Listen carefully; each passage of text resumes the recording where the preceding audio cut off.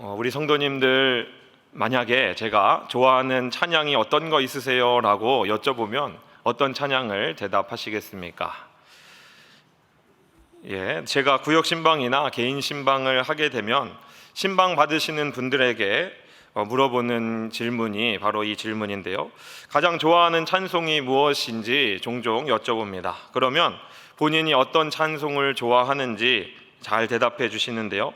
다 그렇지는 않지만 많은 분들이 공통적으로 말씀하시는 이 찬양곡이 우리가 조금 전에 불렀던 찬송가 301장이더라고요. 지금까지 지내온 것 주의 크신 은혜라, 한이 없는 주의 사랑 어찌 이루 말하랴. 이 찬양을, 이 찬송가를 좋아하시더라고요. 조금 젊은 세대들 같은 경우에는 은혜라는 제목의 찬양을 좋아하는데, 우리 성도님들 이 찬양 들어보신 적 있으십니까?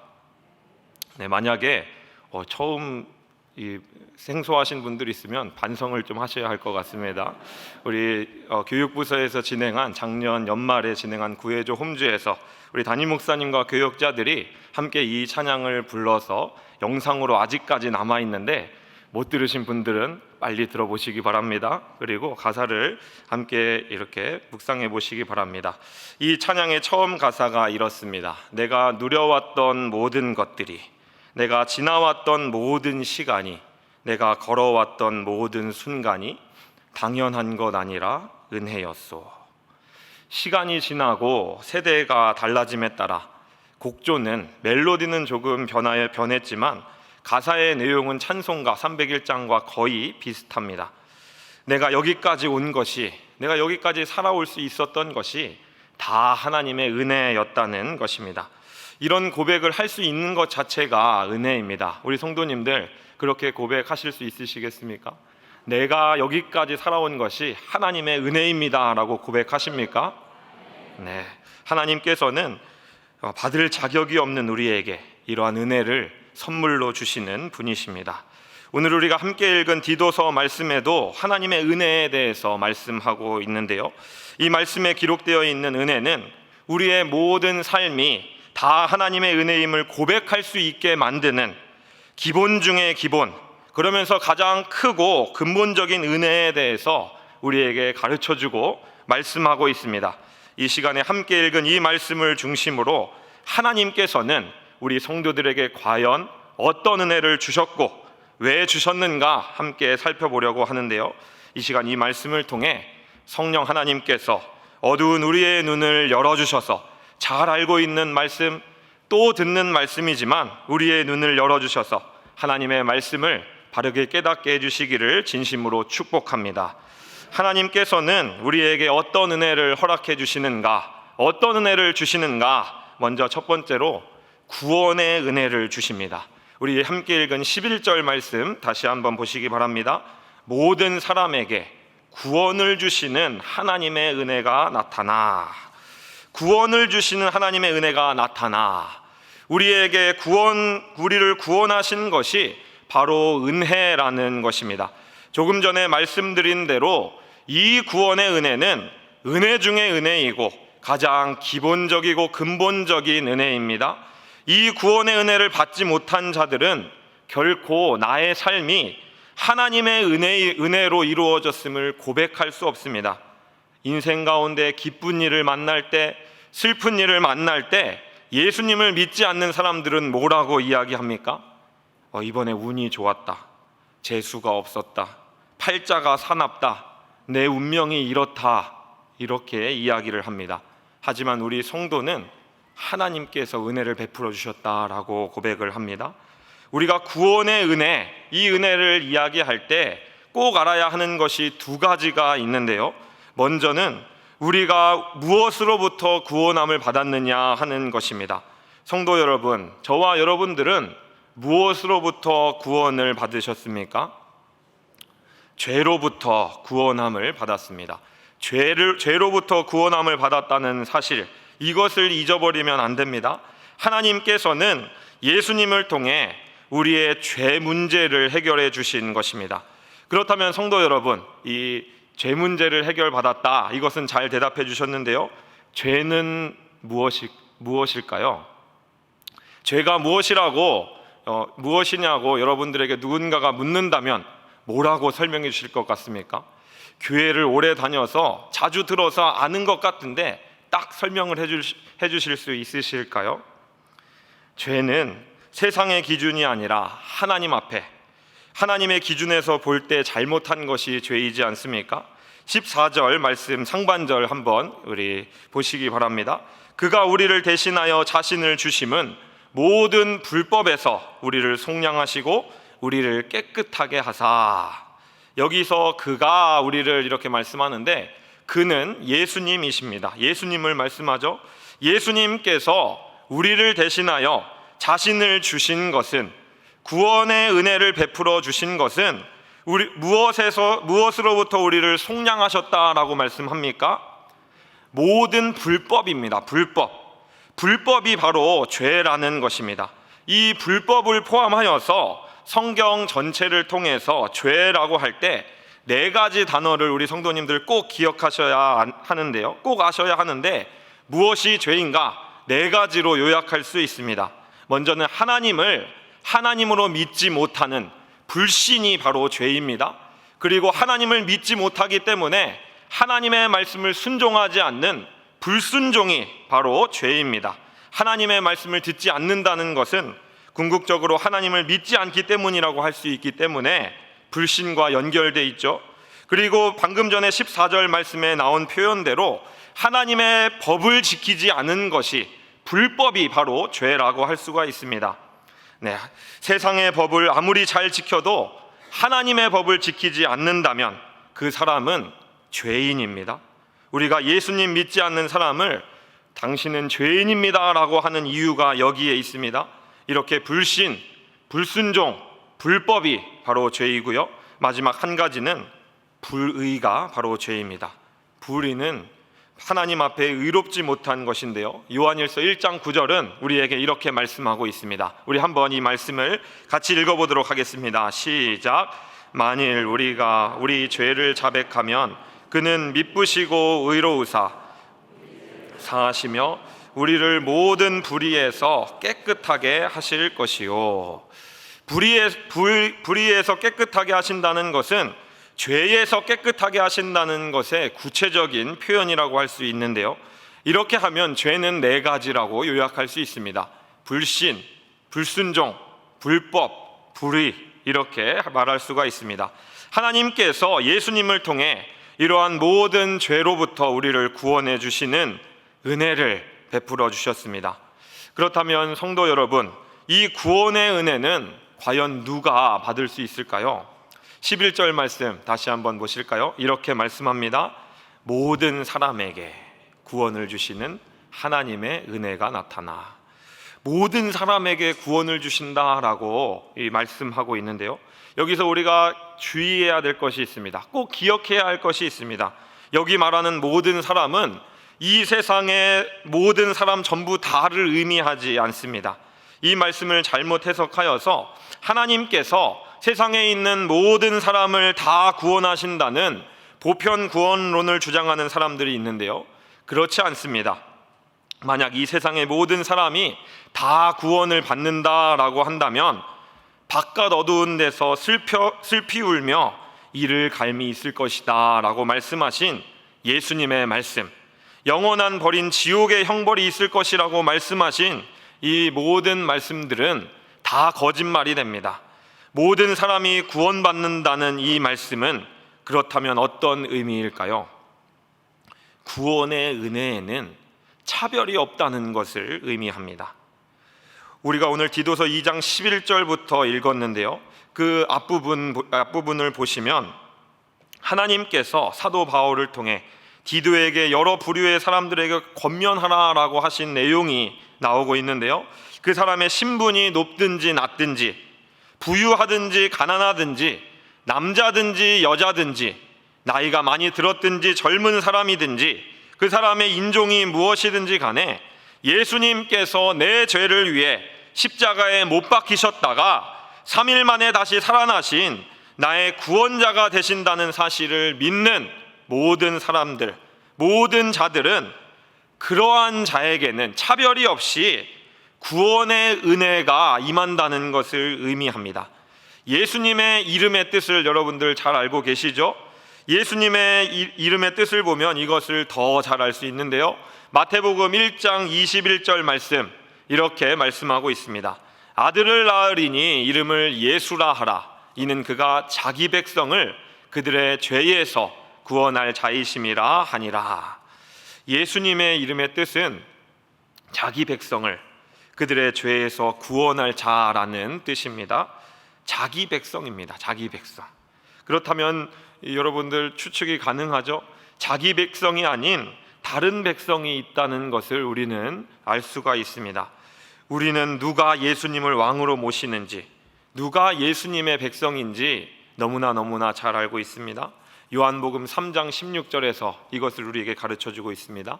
하나님이 세상을 이처럼 사랑하사 독생자를 주셨으니 이는 그를 믿는 자마다 멸망하지 않고 영생을 얻게 하려 하심이라. 하나님께서 주신 독생자 예수님을 믿는 자가 예수님의 백성, 하나님의 자녀입니다. 사랑하는 성도 여러분, 하나님께서 저와 여러분들을 차별하지 않으셨습니다. 차별하지 않으시고 죄 문제를 해결해 주시는 구원의 은혜를 베풀어 주셨습니다. 하나님께서 만약에 세상의 기준으로 구원하겠다, 내가 세상에서 돈 많은 순서대로 구원하고 여러 가지 능력의 순서대로 구원하겠다라고 하면 여기 저를 포함해서 여기 계신 분들이 과연 구원을 받을 수 있을까요? 거의 없을 것 같습니다. 그러나 하나님께서는 이 놀라운 구원의 은혜를 차별 없이 모든 믿는 자들에게 베풀어 주셨습니다. 아무것도 아닌 저와 여러분들을 예수님의 십자가를 통해 하나님의 자녀 삼아 주셨습니다. 하나님 없이도 잘 살아갈 수 있다라고 이렇게 이야기하면서 욕망의 노예가 되어 하나님이 아닌 다른 것을 우상으로 섬길 수밖에 없는 그런 우리를 구원해 주시기 위해 하나님이신 예수님께서 인간의 몸을 입고 오신 것입니다. 우리가 구원받을 만한 자격이 있습니까? 그럴 만한 자격이 있는 것도 아닙니다. 또 우리가 먼저 잘못을 인정하지도 않았습니다. 그런데 먼저 우리를 찾아와 주셔서 저와 여러분들에게 다가오셔서 우리의 이름을 불러주시고 만나 주셨습니다. 이 구원의 은혜, 무엇보다 가장 크고 중요한 은혜인데요, 저와 여러분들 지금 2022년도 이 시점을 살아가고 있는 이때에 이 은혜에 얼마나 감사하며 살아가고 계십니까? 어떤 면으로 보면 우리 인생을 도와주시고 순간순간마다 좋은 것으로 허락해 주시는 그 인도하시는 은혜보다 이 구원의 은혜에 우리는 더 감사하며 이 은혜에 사로잡혀 있어야 하는 것이 너무나 중요한데요, 여러분, 저와 여러분들이 구원의 은혜에 얼마나 감사하고 있는가, 얼마나 이 은혜에 사로잡혀 있는가, 어떻게 우리는 확인해 볼 수 있을까요? 여러분들 어떻게 이것을 증명해 보이실 수 있으십니까? 다윗의 회개시로 알려진 시편 51편에 이런 말씀이 있습니다. 우리 이 말씀을 함께 읽어보도록 하겠습니다. 시작. 주의 구원의 즐거움을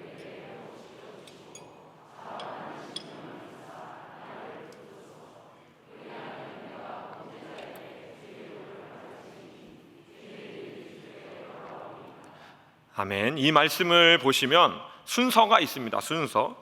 주의 구원의 즐거움이 먼저 나에게 있다면, 이 주의 구원의 즐거움이 나에게 있으면, 이것이 내게 회복되면 하나님의 사역에, 하나님께서 기뻐하시는 일에 자원하는 심령이 생기게 된다는 것입니다. 그렇게 되면 이 자원하는 심령이 구원의 은혜 가운데 나에게 생기게 되면 그 결과로 하나님께서 기뻐하시는 일을 감당하게 되는 것입니다. 내가 정말 주님을 사랑하고 있는가? 사랑해서 하나님께서 기뻐하시는 일에 내가 내 삶을 드리고 내 시간을 드리고 내 물질을 자원하여 드리고 싶어 하는가? 이것을 통해 우리가 구원의 은혜를 감사하고 있는가 점검해 볼 수 있는 것입니다.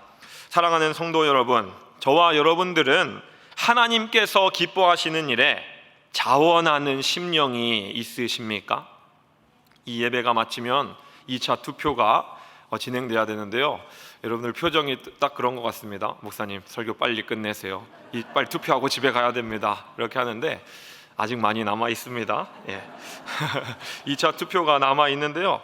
교회 일꾼으로 이미 섬기고 계신 우리 성도님들, 또 주님의 몸된 교회를 교회 일꾼이 되어서 섬기기를 원하시는 우리 성도 여러분들 왜 교회를 섬기려고 하십니까?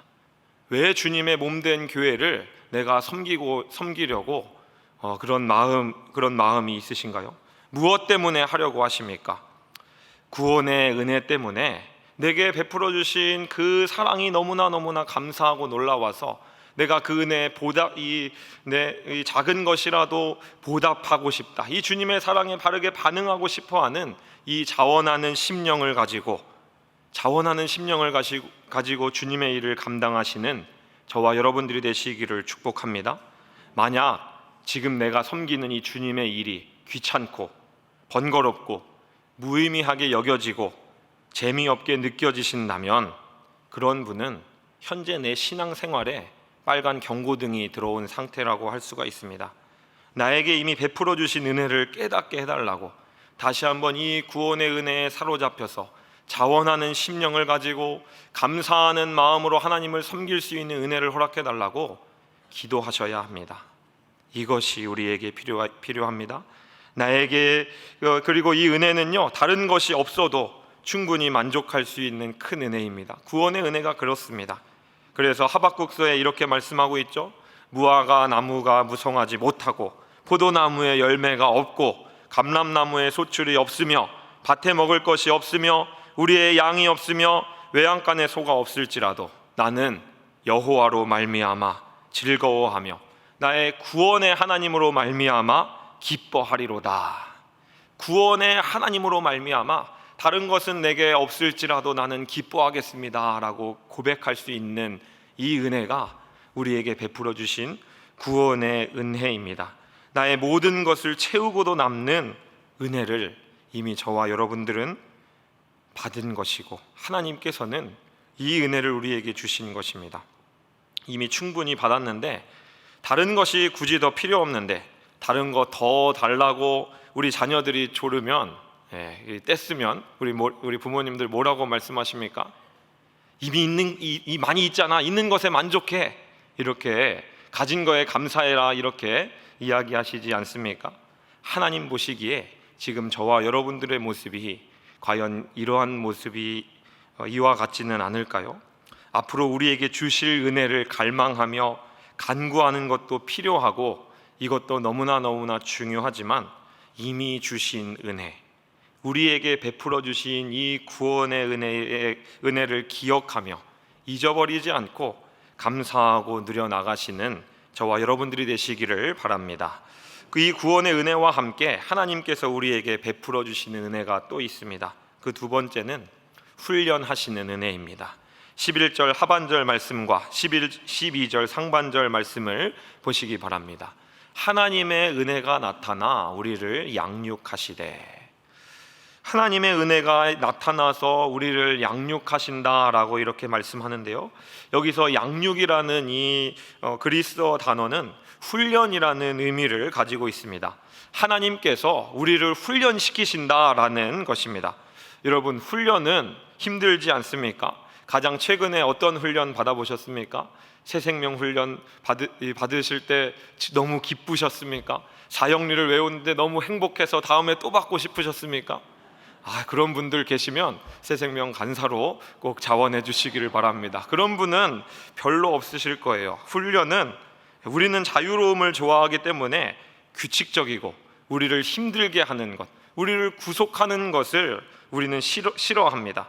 그런데 하나님께서는 왜 오늘 디도서 이 말씀을 통해서 왜 훈련도 은혜다라고 말씀하시면서 우리가 싫어하는 것을 하신다라고 말씀하실까요?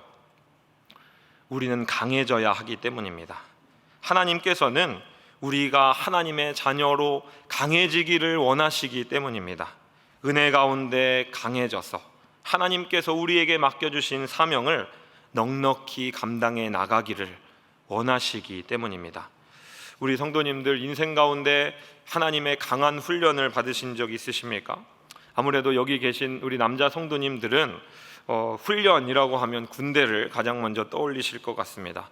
저도 한번 돌아보면 군대에서 제일 많이, 그러면서 제일 강하게 훈련을 받았던 것 같습니다. 21살, 22살에 저를 이렇게 좀 생각해 보면 정신적으로 또 육체적으로 그리고 영적으로 아주 유약해져 있었던 것 같습니다. 그런 저를 강하게 만든 이 계기가 바로 군대 생활이었는데요. 어떤 분들은 그렇게 말씀하시는 분이 있더라고요.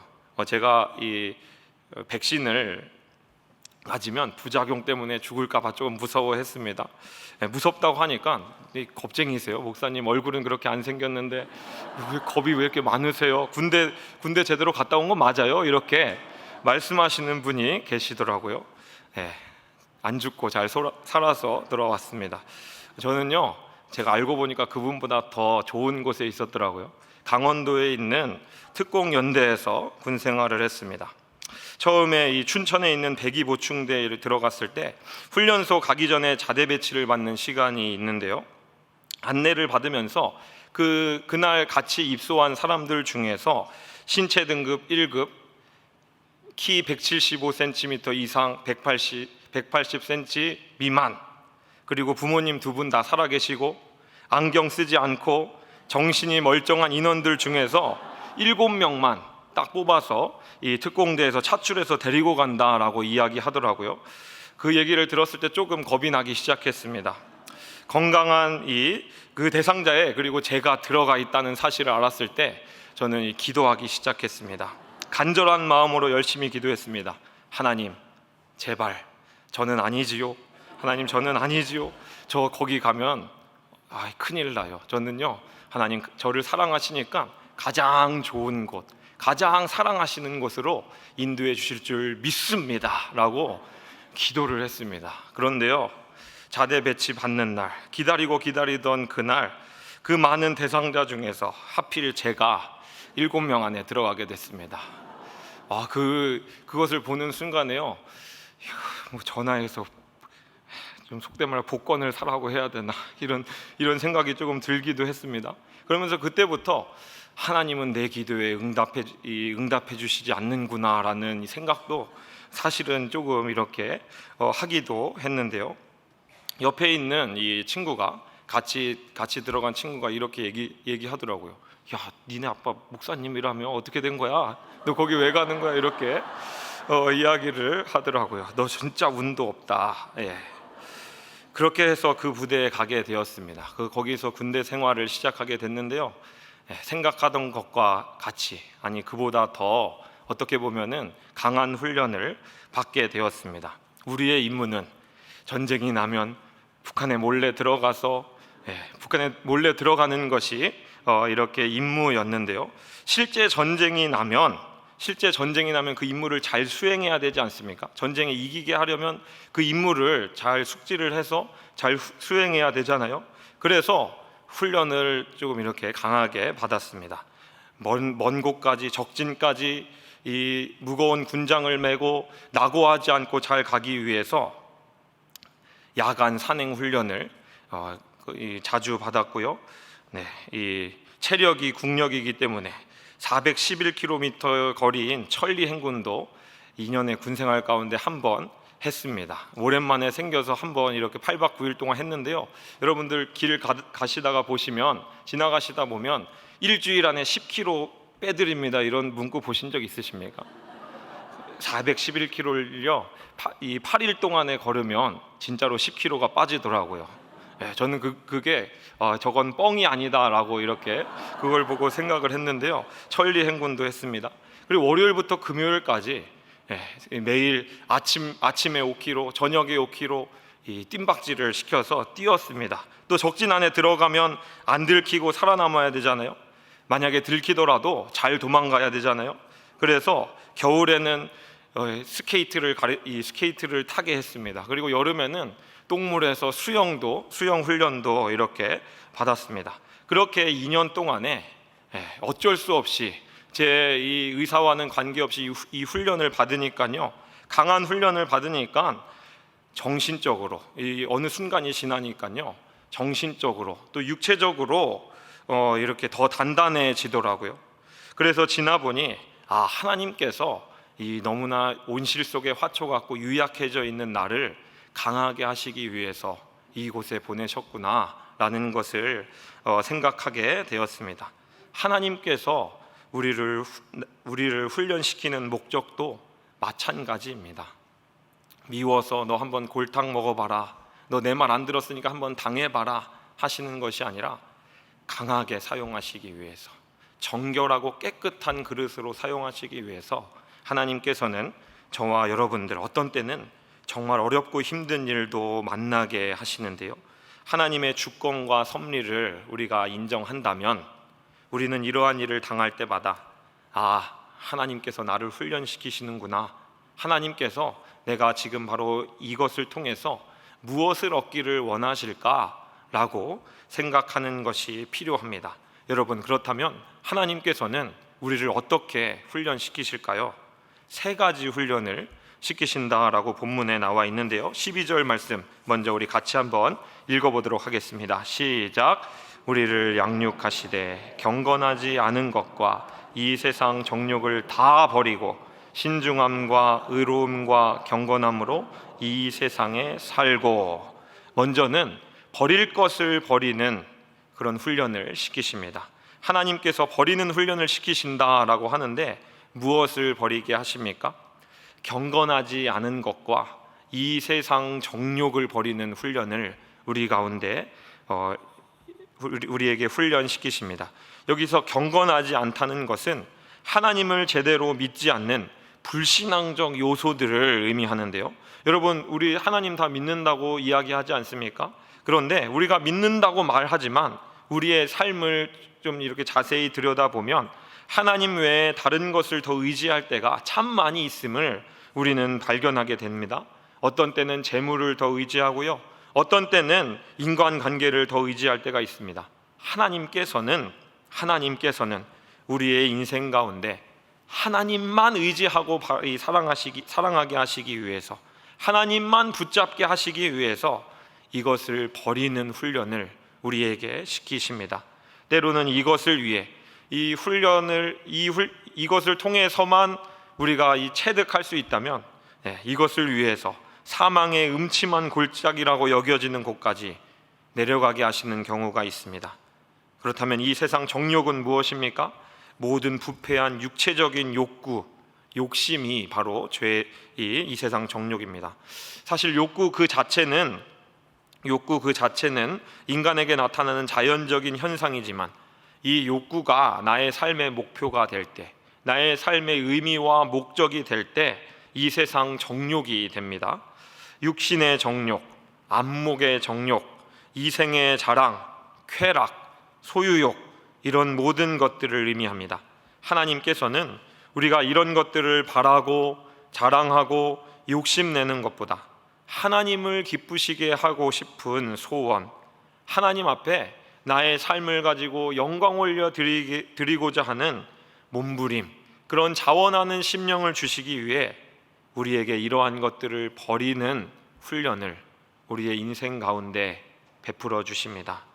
두 번째는 얻을 것을 얻도록 얻는 훈련을 시키시는데요, 버리는 것과 얻는 것은 동전의 양면이지 않습니까? 버릴 것이 있다면 하나님은 버리고 이것을 얻으라고 말씀하시는데 우리가 무엇을 얻기를 원하실까요? 신중함, 의로움, 경건함이라고 우리 12절 말씀에, 우리가 조금 전에 읽은 말씀에 말씀하고 있습니다. 여기서 먼저 신중함은 나 자신과 관계된 것인데요, 옛날 개역 한글판 성경에서는 근신함이다라고 이렇게 나와 있습니다. 나를 쳐서 복종시키는 것, 절제하는 것, 그러면서 항상 깨어있는 것이 바로 신중한 것입니다. 하나님께서는 내가 이것을 얻기를 원하십니다. 의로움은 다른 이웃들과의 다른 사람과 관련된 것인데요, 하나님께서는 우리가 다른 사람과의 관계를 맺을 때 의롭기를 원하십니다. 악한 마음을 갖고 모함하거나 깎아내리거나 겉모술수를 꾀하거나 하는 것을 싫어하십니다. 이 의로움을 우리가 얻기를 원하시고요, 경건함은 하나님과 관련된 것인데요.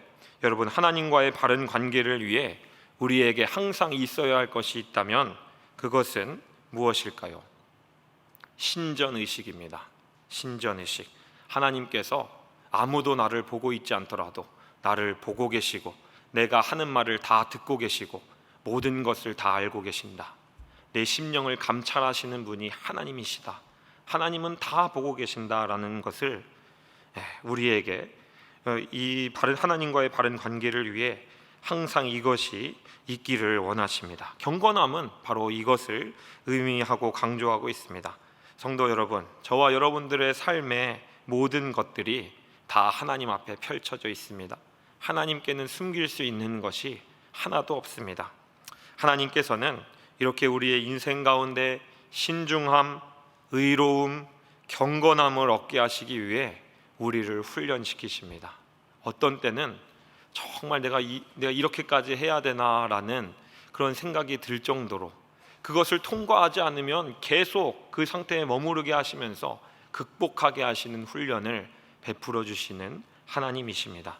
마지막 세 번째로 하나님께서는 우리에게 기다리는 훈련을 시키시는데요. 13절 말씀 우리 같이 한번 읽어보도록 하겠습니다. 13절 말씀입니다. 시작. 복스러운 소망과 우리의 크신 하나님 구주 예수 그리스도의 영광이 나타나심을 기다리게 하셨으니, 복스러운 소망과 예수 그리스도의 영광이 나타나심을 기다리는 이 기다림의 훈련을 우리에게 시키신다라고 말씀합니다. 여기서 복스러운 소망은 무엇일까요? 천국 소망입니다. 이 세상이 아니라 앞으로 우리가 가서 영원한 삶을 살게 될 그곳, 천국에 대한 소망을 의미합니다. 그리고 예수 그리스도의 영광이 나타나심은 무엇입니까? 예수님의 재림입니다. 재림. 예수님 다시 오실 것을 소망 가운데 기다리는 것을 하나님께서는 우리에게 훈련시키십니다. 우리가 이것을 기다리기를 원하십니다. 이것을 기다리며 이 세상 가운데 살기를 원하시기 때문에 이러한 훈련을 우리에게 시키십니다. 여러분, 기다리는 거 참 힘들죠? 우리는 잘 못 기다립니다. 그런데 하나님께서는 우리가 기다리는 것 가운데 그때를 바라보며 저 영원한 천국의 나를 사모하는 것 가운데 기다리며 그때를 바라보며 이때를 살아가기를 원하시고 계십니다. 그래서 그때를 바라보게 하시기 위해서 우리에게 여러 가지 시험을 하시고 우리에게 여러 가지 훈련을 시키시는 것입니다. 여러분들, 언제 천국과 예수님의 재림을 많이 생각합니까? 언제 예수님의 재림을 빨리 주님 오셨으면 좋겠어 라고 말씀하십니까? 힘들어서 소망이 없을 때, 끝이 보이지 않는 것 같을 때 종종 이렇게 말씀하시는 분이 계시더라고요. 저 같은 경우에는 우리 성도의 장례에 이렇게 가게 되면 그런 생각을 조금 하게 됩니다. 내 삶을 다시 한번 돌아보게 되고 앞으로 내가 가게 될 천국 소망이 우리에게 있구나. 예수님의 재림을 더 기다리는 삶을 살아가야겠다라고 생각하게 되는데요. 하나님께서는 이 소망을 우리에게 약속하셨고 예수님이 우리의 소망이시기 때문에 우리가 소망 가운데 이것을 바라보며 기다리기를 원하십니다. 기다리며 우리에게 주신 하루하루의 삶을 살아가기를 원하십니다. 그날을 소망하는 것 가운데 하나님의 자녀로 명예 지켜가며 깨끗하고 정결하게 준비하는 삶을 살아가기를 원하십니다. 사랑하는 성도 여러분, 하나님의 은혜를 진짜 아는 사람은 이 세상에서의 행복보다 앞으로 우리가 맡게 될 저 세상에서의 삶에 더 초점을 둡니다. 그리고 그날을 바라보며 살아갑니다. 그래서 초대교회 성도들은 성도들끼리 서로 인사할 때 우리 주님 곧 다시 오십니다, 이것을 같이 소망하며 살아갑시다 라는 의미를 담아 마라나타라고 이렇게 서로 인사했다고 하는데요.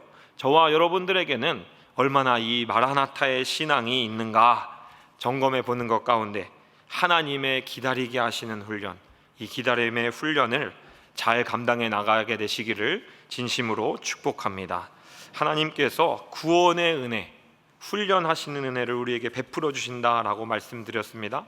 그렇다면 마지막입니다. 성도 여러분, 하나님께서는 왜 우리에게 이러한 훈련을 시키실까요?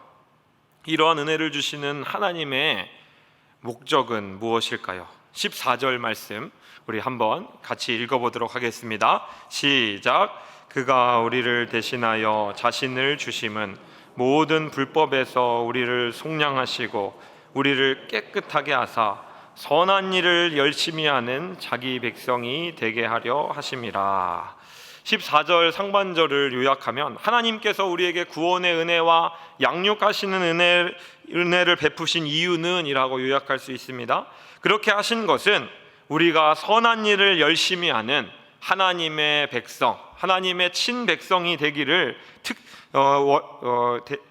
원하시기 때문입니다. 하나님의 백성은 여기서 자기 백성이라고 나와 있습니다. 옛날 성경에는 하나님의 친백성이라고 나와 있는데 여기 자기 백성, 친백성은 하나님의 특별한 백성입니다. 하나님께서 특별하게 생각하시는, 애지중지하게 생각하시는 그러한 백성이 바로 자기 백성이라고 이렇게 할 수가 있는데요. 그런 백성이 되게 하시기 위해서 우리에게 은혜를 베풀어 주셨습니다. 여기서 말씀하는 선한 일은 그럼 뭡니까? 내 기준으로 봤을 때, 세상의 기준으로 볼 때 좋은 일을 의미하지 않습니다. 하나님께서 기뻐하시는 일, 그리고 주님께서 우리에게 부탁하신 일, 맡기신 일, 하나님께 영광 올려드리기 위해서 주님이 기뻐하시는 일을 의미합니다. 선한 일이라는 것은 바로 그것입니다. 하나님께서는 우리가 이러한 일을 그냥 습관적으로 매번 해왔으니까 하기를 원하시는 것이 아니라 열심히 하기를 원하십니다. 여기서 열심히라는 단어는 열광적으로, 열정을 가지고 열렬하게라는 것을 의미합니다. 여러분, 하나님께서 우리에게, 저와 여러분들에게 맡겨주신 일을 감당하려고 할 때 적당히 하는 것이 아니라 열심히 하시는 저와 여러분들이 되시기를 바랍니다. 나도 그렇게 돼야 되고요, 내 주변에 있는 분들이 주님의 일을 조금 열심히 이렇게 하려고 하는 분들이 있다면, 야, 적당히 해, 그게 뭐 교회 가도 밥 먹여주냐? 이렇게 말씀하시지 마시고, 너 교회에서 왜 이렇게 살아? 그러지 마, 이렇게 말씀하지 마시고 귀하게 여겨주시고 더 격려해 주시기를 바랍니다. 그러면서 그런 모습 가운데 나는 과연 어떻게 하고 있는가, 내 자신의 모습을 돌아보면서 도전도 받으시고 나 역시 하나님께서 기뻐하시는 일에 열심을 다하는, 열정을 다하는 저와 여러분들 되시기를 주님의 이름으로 축복합니다. 말씀을 맺습니다. 성도 여러분, 하나님께서 우리에게 구원의 은혜를 주셨습니다. 앞으로 주실 은혜도 사모해야 되지만 이미 우리에게 베풀어 주신 이 놀라운 은혜, 그 어떤 것보다 큰 은혜를 알고 감사하고 누려야 합니다. 그리고 하나님께서는 이 세상을 살아가는 동안 우리를 양육하시는 은혜를 베풀어 주십니다. 버릴 것은 버리고 얻을 것은 얻고 기다리게 하시는 훈련을 시키십니다. 왜요? 하나님만 사랑하고 인간의 창조와 존재 목적인 하나님을 기쁘시게 하는 일을 살아가게 열심히 하게 하시기 위함입니다. 이러한 은혜를 이 시간에 다시 한번 확인하는 것 가운데, 이러한 은혜를 깨닫는 것 가운데 이 은혜에 더 사로잡혀서 우리를 먼저 사랑하시는, 우리에게 먼저 다가와 주셔서 우리를 불러주시고 하나님의 일을 맡겨주신 이 하나님을 더 깊이, 더 많이 사랑하시는 저와 여러분들이 되시기를 주님의 이름으로 축복합니다.